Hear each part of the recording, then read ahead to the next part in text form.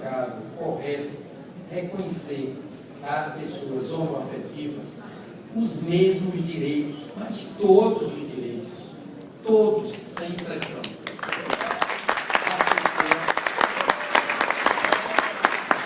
Heteroafetivos ou heterossexuais.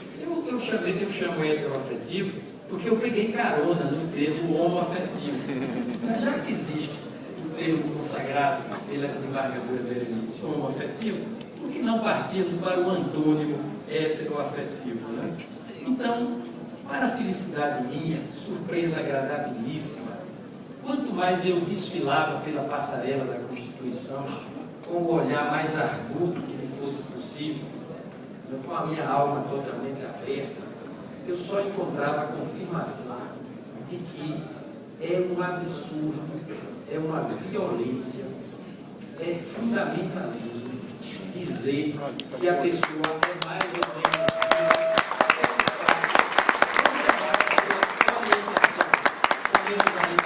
orientação sexual. Não há por que fazer distinção, não há como fazer distinção. As pessoas são como são, exatamente, e devem ser respeitadas exatamente como se assumem comportamentalmente, segundo a sua própria natureza, a sua própria índole. Aí eu fui encontrar no artigo 3º da Constituição, inciso de número 4, aquele emblemático dispositivo, né, que promove o bem de todos. É objetivo fundamental da República Federativa do Brasil, objetivo fundamental da República Federativa do Brasil, promover o bem de todos, sem preconceitos.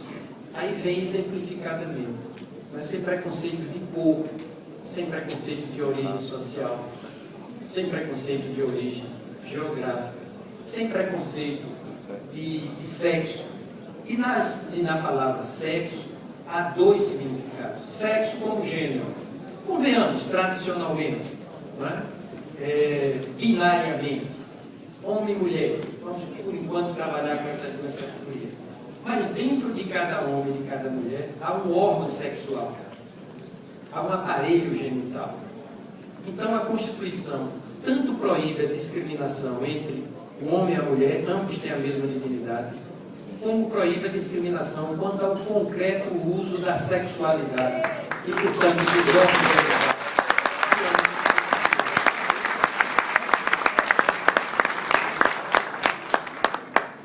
Porque o fato é que no emprego da sua sexualidade, a pessoa desfruta constitucionalmente desse direito fundamental à autonomia de vontade. A liberdade se manifesta por várias formas. Uma delas se chama autonomia de vontade.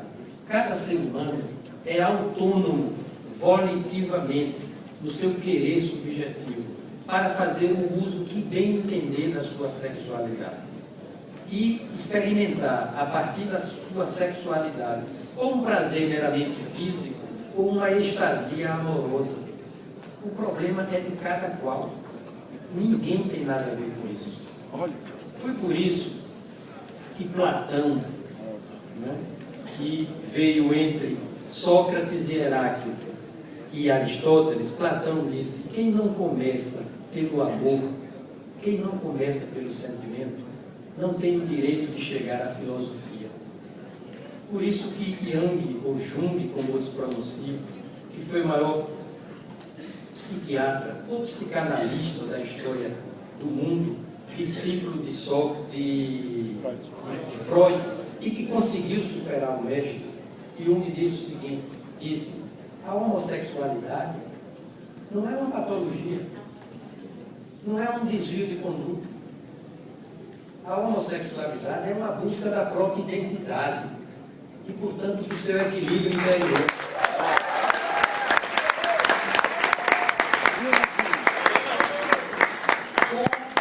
Com os mais benéficos, benignos, proveitosos, venturosos reflexos no seio da sociedade. O homossexual assumido é como o heterossexual assumido. Ele tem a sua autoestima no ponto. Ele é uma pessoa absolutamente equilibrada e projeta o seu equilíbrio, a sua paz interior, a sua harmonia interna para o corpo inteiro da sociedade. Por isso que quando eu estava votando, tirei os olhos do papel e fiz a seguinte pergunta aos senhores ministros da nossa Suprema Corte. Senhores ministros, nós estamos em vias de reconhecer a isonomia, a igualdade entre parceiros homoafetivos e casais heteroafetivos. Eu faço a seguinte pergunta aos senhores.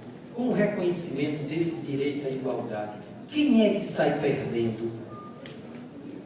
Ninguém. Absolutamente ninguém. Todos ganham.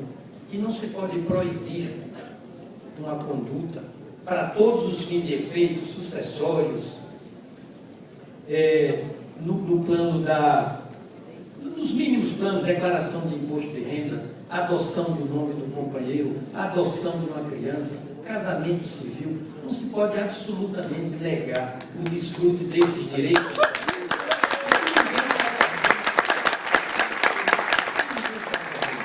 Aí a gente para e se pergunta, mas uma coisa que parece tão clara, tão óbvia, tão evidente, tão transparente, por que ainda desperta tanta discussão, tanta polêmica, tanto dissenso, tanta incompreensão?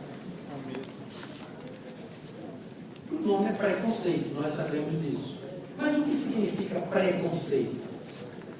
Preconceito é um nome que se auto-explica, é um conceito prévio. Ou seja, não é um conceito extraído da realidade, autorizado pela realidade, legitimado pelos fatos. Não, preconceito é um conceito imposto à realidade, a ferro e fogo, de um sectarismo religioso, de um obscurantismo existencial,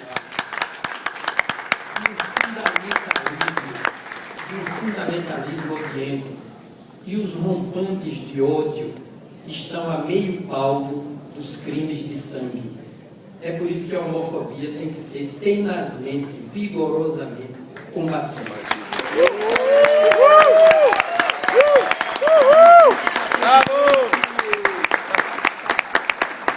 Bem, eu prossegui analisando a Constituição e só encontrei argumentos, fundamentos absolutamente favoráveis à postulação que estava ali deduzida, que era o reconhecimento da igualdade para todos os fins e efeitos.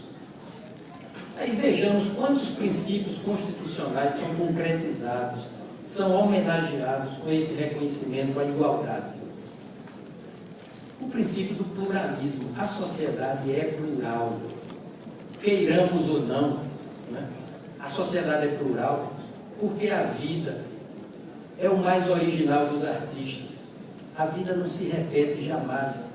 Não há duas pessoas com a mesma fisionomia, com o mesmo temperamento, com o mesmo caráter, com a mesma vocação profissional. Não existe. É impressionante. Se os senhores pararem para fazer uma análise séria das coisas, vão perceber que nenhuma pessoa que já morreu tinha a mesma fisionomia. Nem os gêmeos ditos univitalinos. É impossível nascer com a cara do outro. Nenhuma pessoa viva, presente, nenhuma tem a mesma cara do outro. E nenhuma pessoa que ainda vai nascer terá a cara do outro. Ou seja, a natureza é o mais original dos artistas, porque ela não se repete nunca. A natureza detesta, odeia, clone, cópia, carbono, xerox, molde, racho, pegadas. A natureza é absolutamente original. Ela é feita de pares de opostos, perto e o longe, o alto e o baixo, o largo e o estreito, o claro e o escuro, né? E costuma compor essas duplas de opostos numa unidade que é uma terceira realidade. Por exemplo, os senhores imaginam as duas asas de um pássaro. Estão nos polos opostos do corpo do pássaro. No corpo do pássaro, do lado esquerdo tem uma asa, do lado direito tem outra asa. A asa esquerda é uma, a asa direita é outra. A natureza não se repete. E uma não tem exatamente os caracteres da outra. Mas o que faz a natureza? Compõe, harmoniza as duas asas para possibilitar o milagre do voo. E o voo nem é a asa esquerda, nem a asa direita. É uma unidade superlativa, ontologicamente diferenciada. E graças ao voo, as aves transitam, digamos, do topo das árvores para a franja das nuvens, o cimo das montanhas, porque a vida se deseja experimentada o tempo inteiro, em todas as suas facetas.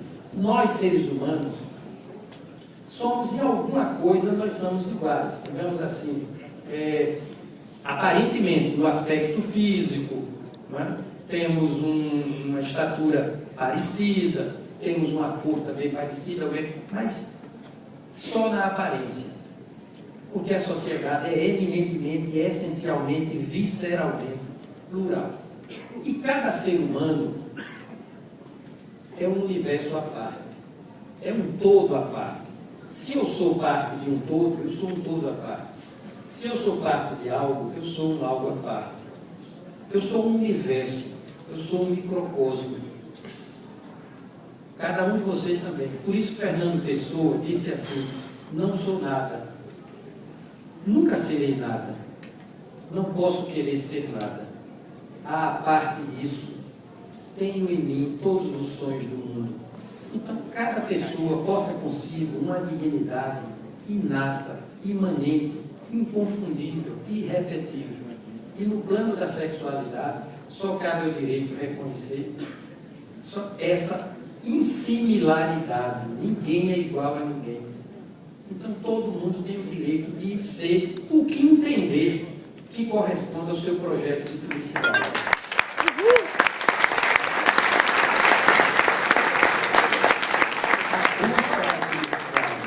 A busca da felicidade é um direito fundamental. Muito bem. Mas em cada um de nós há uma ânsia de intimidade. Você quer escrever o seu diário sem possibilitar a ninguém devastar o que você escreveu. É natural. Você quer se trancar no banheiro e cantar sozinho, escovar seus dentes. Ali você está consigo mesmo. Isso se chama intimidade. Você, solitariamente, consigo. Você pode fazer uso da sua sexualidade solitariamente. Você, absolutamente sozinho, ninguém tem nada a ver com isso. Antigamente se chamava isso de onanismo. Seja com o nome que se dê, é um direito seu. Mas você pode também usar a sua sexualidade a dois. Ou com pessoas do mesmo sexo, ou com pessoas de sexo diferente. Ninguém tem nada a ver com isso. O uso emparceirado do sexo, ou o uso solitário do sexo, só lhe diz respeito.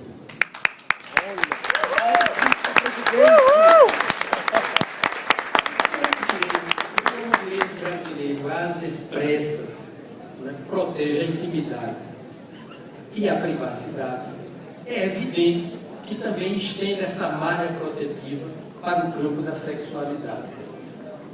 Você tem o direito de constituir uma família.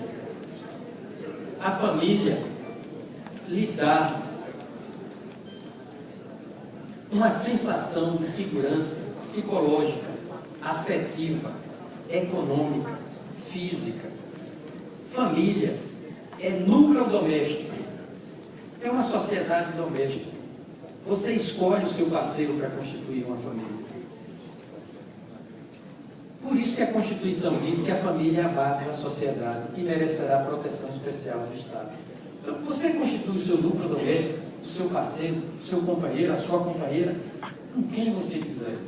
E a união, desde que, à luz do dia, contínua, com o ânimo de permanência, ela se caracteriza como estável. E os parceiros homossexuais têm o direito de constituir, de se relacionar estavelmente. E essa união estável é constitutiva de uma entidade familiar. E entidade familiar, à luz da Constituição, é sinônimo perfeito de família.